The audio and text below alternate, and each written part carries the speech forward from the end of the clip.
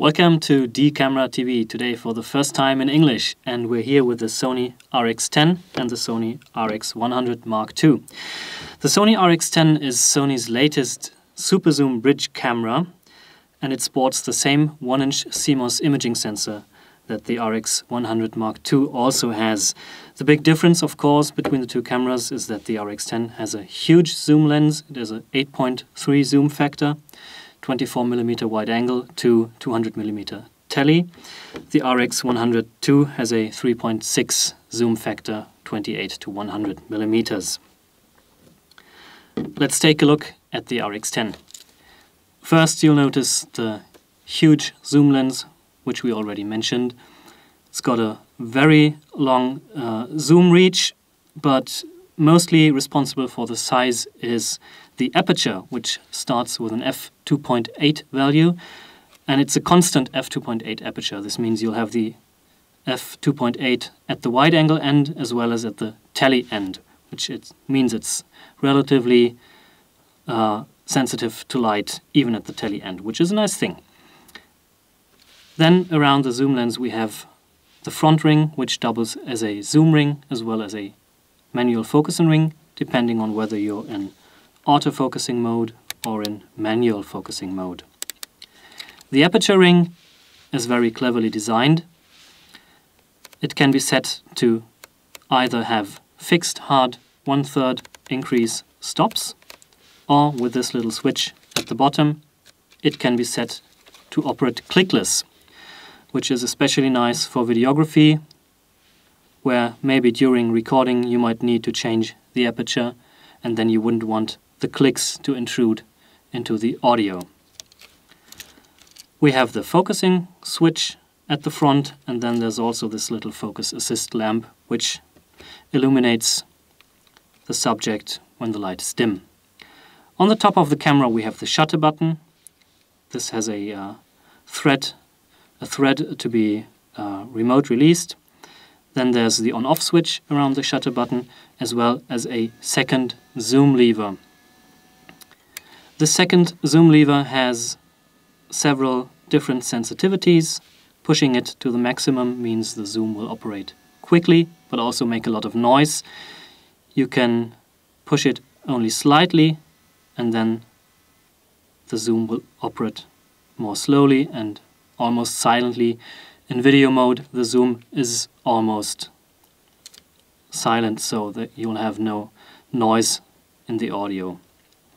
Furthermore, on the top of the camera we have a exposure compensation dial, which can be set from -3 to +3 EV. Then there's of course the mode dial. You can switch between the classic PASM modes, as well as a couple custom modes and a movie mode. There's a little display, which is typical for DSLR cameras, but not for bridge cameras or compact cameras. The display shows, among other things, the aperture value, the shutter speed, remaining frames on the memory card, remaining battery, etc. It can also be illuminated, which might be a little hard to see in this light. Pressing this button will illuminate this display with an orange light. And then there's the flash release button. The flash opens to the front, which is different than on other camera models. And also the flash is a bit difficult to retract. It needs a little bit of practice so you don't destroy the mechanism accidentally. The last noteworthy element on the top is this custom settings button, which can be set, for example, to set the ISO value. On this side of the camera we have the SD card compartment. Alternatively, the camera can be equipped with a Sony memory stick. On the other side we have connectivity options. We have an HDMI connector, we have a micro USB connector. This connector also doubles to charge the camera. Unfortunately, the camera does not come with a charger unit, so it can only be charged directly via USB. At the top we have a headphone and a microphone jack, which is very nice for video recording. On the back of the camera, the first thing you'll notice is the large 3-inch display. It's got slightly above 1 million pixels, very bright, very good resolution, very nice to use.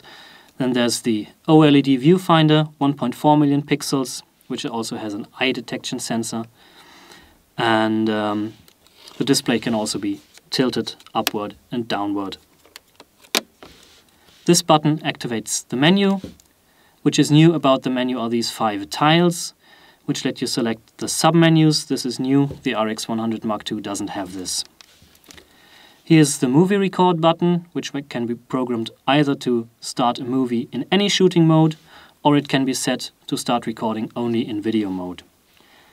Here's a dial to change settings. There's another larger dial down here. This is the set button, which you use in the menu to activate your settings. It's also got 4 stops, top, down, left and right, to navigate through the menus. The exposure value locking button, a function button which opens a functions menu. This can be used, for example, to set the ISO value, the white balance, etc. Then we have the playback button and of course a delete button. So let's take a look at the menus and the display screens.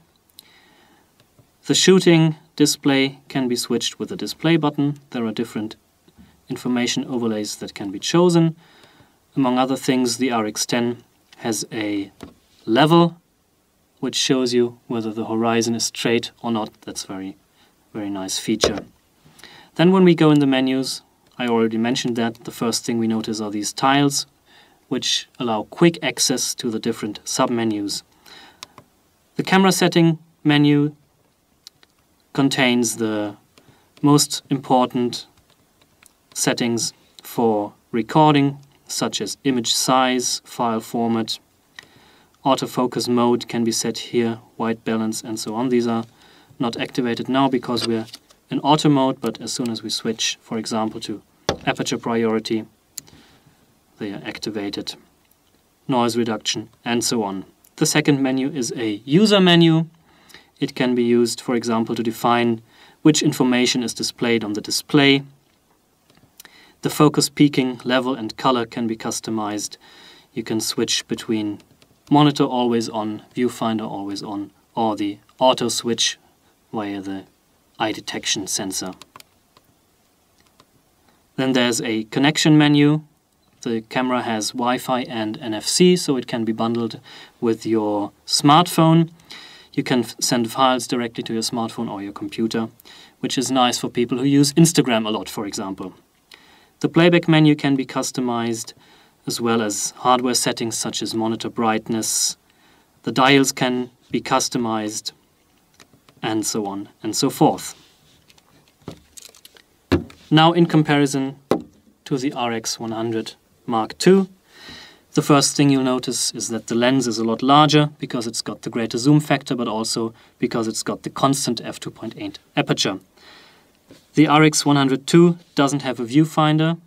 The RX10 has one, but then again, you can attach an external viewfinder to the RX100 II.